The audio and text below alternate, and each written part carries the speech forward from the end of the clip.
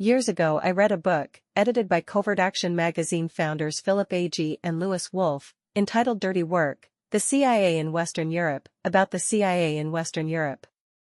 All the articles and essays were very interesting, but one had a distinctive title, The CIA Makes the News, by Steve Weissman. This is still going on today in many forms, and in many regions and countries of the world. Source: sfparis.com. One such region is the Korean Peninsula, where the Socialist Democratic People's Republic of Korea, DPRK, stands in sharp confrontation with United States imperialism and the so-called Republic of Korea, ROK.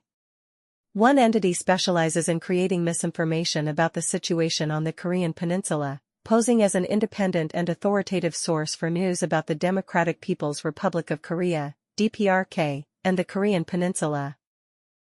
This entity usually tries to put a neutral spin on propaganda against the DPRK emanating from Seoul. It smooths the rough edges of Seoul's propaganda against the DPRK and recycles it in a way to make it look more plausible.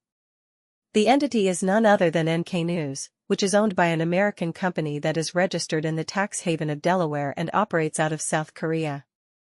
One of the functions of NK News is to provide a veneer of credibility and respectability to the mainstream media's coverage of the DPRK and related matters. Frequently, Western media outlets cite NK News as a supposed independent source. However, if NK News is an independent source, then the question should be, independent from what exactly? In fact, despite proclamations of independence and neutrality by NK News, it has been shown to receive funding from the U.S. State Department, the Pentagon, and U.S. Army Pacific Command. Curiously, NK News uses the jargon of spooks when it talks about open sources. What source other than an open one does a journalist have? Is it not an admission by NK News that its so-called information is coming from sources which are not open? NK News likes to project itself as objective and independent, playing the good cop to the bad cop. Daily NK, a far-right website in South Korea which is funded by the U.S. National Endowment for Democracy, a conduit for the CIA. The Daily NK has been responsible for some of the more blatantly ludicrous and demonstrably false stories about the DPRK. One example is its false reporting that DPRK Supreme Leader Marshal Kim Jong-un had died in 2020. A close look reveals that some NK News staff and writers also write for the Daily NK, notably Alex Sigley and Gabriela Bernal, showing that there is a nexus between NK News and the Daily NK.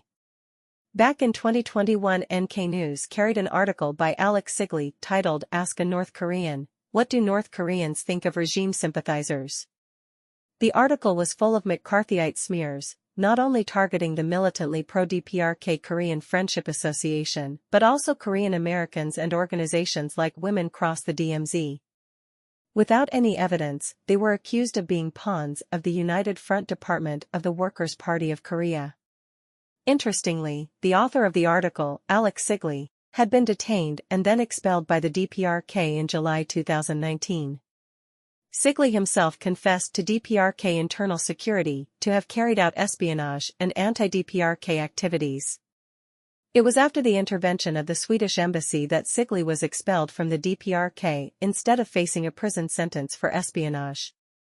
Sigley had entered the DPRK on a student visa to study as a foreign student at Kim Il-sung University. However, Sigley abused this and violated the terms of his visa by acting as a reporter for NK News while in Pyongyang. Sigley talked of consumerism and a middle class in the DPRK, basically seeking to undermine the image of the DPRK as a socialist country. This is actually an old trick of the CIA as, back in the days of the Cold War, the CIA created the convergence theory and employed former Trotskyite James Burnham to paint the USSR and other socialist countries as capitalist or state capitalist. Sigley also wrote approvingly of how anti-US posters were removed from public display and that this was a good thing. The true face of Sigley is as a so-called engager, a believer in changing the regime. Sigley and others wanted to see the DPRK drop its militant anti-imperialism and eventually dismantle the socialist system. The Korean Central News Agency of the DPRK, referring to Sigley, reported that investigation revealed that at the instigation of the NK News and other anti-DPRK media, he handed over several times the data and photos he collected and analyzed while combing Pyongyang by making use of the identity card of a foreign student. NK News was founded by a German Marshall Fund employee named Chad O'Carroll in 2010. The German Marshall Fund was, according to German whistleblower Udo Ulfkott, a CIA front group.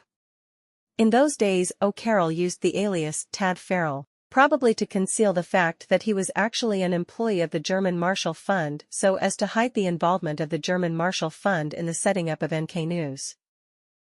O'Carroll's LinkedIn profile shows that he set up the Korea Risk Group, the parent company of NK News, in April 2010, but also began working for the German Marshall Fund as a digital project manager from August 2010 to July 2012.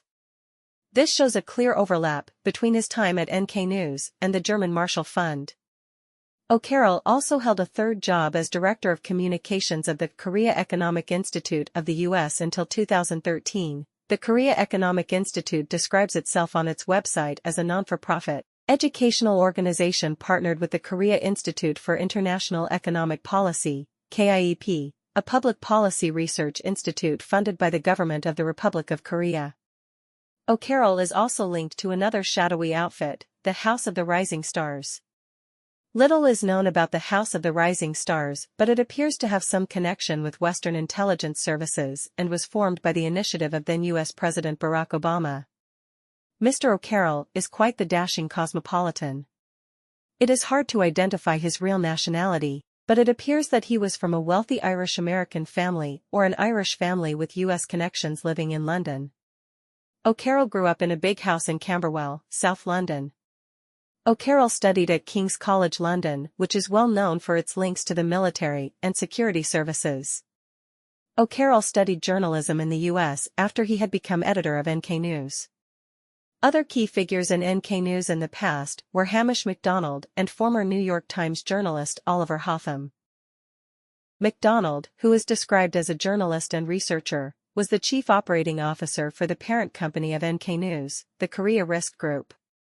He is also an associate fellow of the Royal United Services Institute, RUSI, a body which is linked to the British military and intelligence services.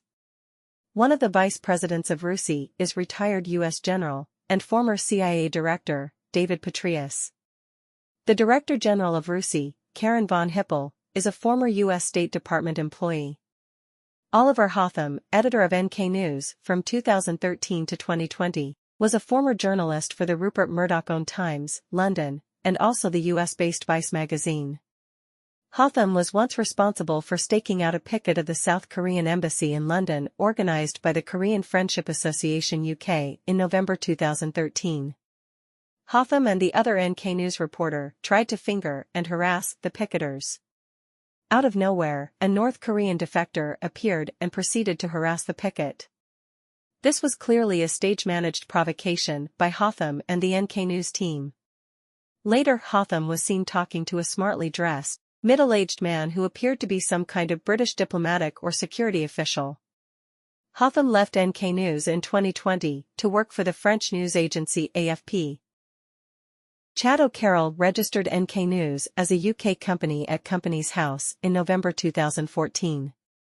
The address given for NK News in the Companies House registration was First Floor, 2, Woodbury Grove, Finchley, London, England N120DR, which is actually a private house at which more than 1,000 companies have been registered, many of them scam companies.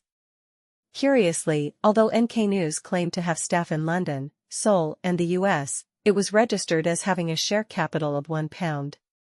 Clearly, this was a front company or a shell designed to conceal the true ownership of NK News. Subsequently, NK News was dissolved as a UK company in June 2015, less than 1 year after it was registered. One can speculate that NK News realized that being registered as a UK company meant it would be subject to greater scrutiny and would have to be more transparent, something that it would not want. The Korea Risk Group was established as the parent company of NK News in 2013 and registered in the U.S. tax haven of Delaware. Curiously, the notorious CIA media front Forum World Features, run by the late British right-wing journalist Brian Crozier, was also affiliated with the Korea Risk Group. Despite protestations that it is independent, in fact, the parent company of NK News received a total of $421,292 from the Pentagon as well as from the U.S. Army Pacific Command. This is probably the tip of the iceberg. Funding from the CIA and other Western intelligence services is likely hidden through subscriptions to NK News. NK News subscriptions are $3.84 per week, and a subscription to the specialist NK Pro service is much higher, said to be $2,000 per year. Who would pay that amount of money? Only intelligence agencies and government departments. NK News was relocated from London to the South Korean capital of Seoul in 2017. Given that South Korea has strict laws about any dealing or interaction with the DPRK, it can be surmised that the relocation to South Korea was sanctioned by the South Korean authorities and that NK News is in fact under the control of the South Korean authorities. It should be noted that a former South Korean Army commander is a writer for NK News. NK News is, however, different from some former front organizations of the CIA and other Western intelligence services, whereas some of these were run by people from the far right. Many of the NK News staff, such as O'Carroll, are professed liberals who expound human rights and universal values. NK News is thus very typical of regime change NGOs in the era of color revolutions that are run by Trump-hating liberal Democrats. Nevertheless, like its predecessors, it serves the aims of the U.S. empire by spreading misinformation about one of its main adversaries, the DPRK.